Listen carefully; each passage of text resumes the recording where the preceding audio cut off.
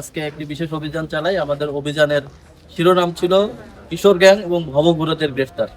তো আমরা সর্বমোট আপনারা জানতে পেরেছেন 42 জনকে আটক করেছি বিভিন্ন স্পট থেকে।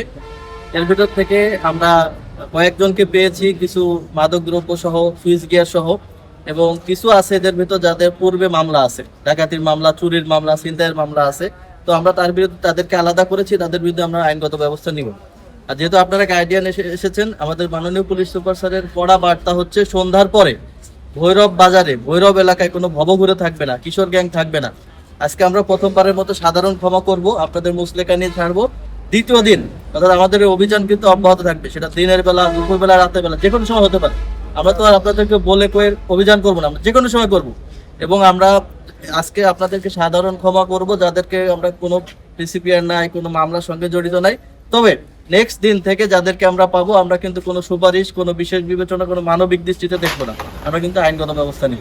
আপনাদের কাছে কি মেসেজ ক্লিয়ার?